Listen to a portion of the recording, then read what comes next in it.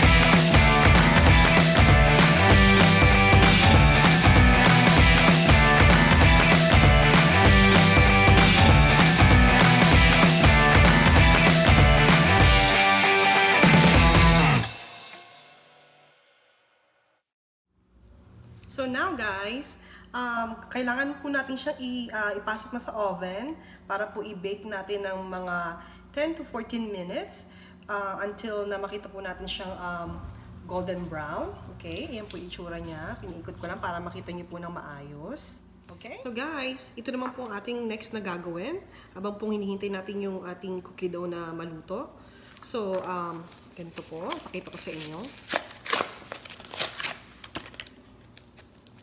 So, bali pong gagawin natin is lagay po natin itong cream cheese dito po sa bowl. Tapos po, i-mash po natin siya with the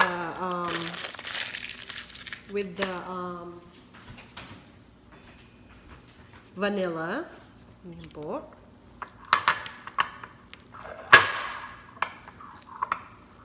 So, yung vanilla po natin is, we need a, this is a half teaspoon.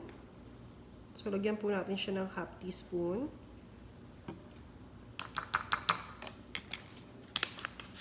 Yan.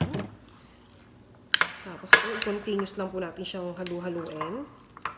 So, bali ito po yung magiging parang fillings dun sa ibabaw po nung cookie dough na niluluto po natin. Makikita niyo po mamaya yung itsura niya. So, ganyan lang po natin siya. Yung yung akin pong mother-in-law, ang nakikita ko po sa kanya na ginagawa niya is nilalagay niya ng white sugar to. Pero ako po, hindi na siguro kasi para iwas super tamis. Pero nasa sa inyo po yon. Masarap din naman siya. I guess para lang mas matamis palalo. Pero since yung cookie dough po is matamis na, mas okay na po ako dito. Ayoko din naman na masyadong matamis.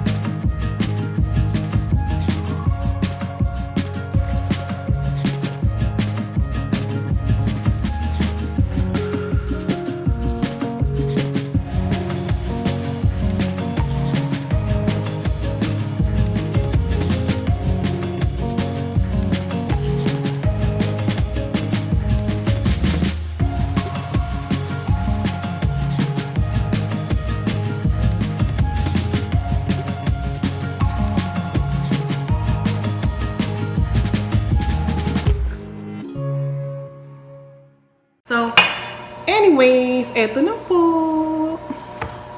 Use natin yung camera. Guys, ang aking fruit pizza. Hope you like this. Please try it and then let me know. Mag-comment lang po kayo down below kung ano po ang masasabi niyo sa aking recipe na to. And then yeah guys, thank you so much for always watching my video, and please don't forget to like and subscribe on my YouTube channel. Okay? Hanggang sa muli po. Bye!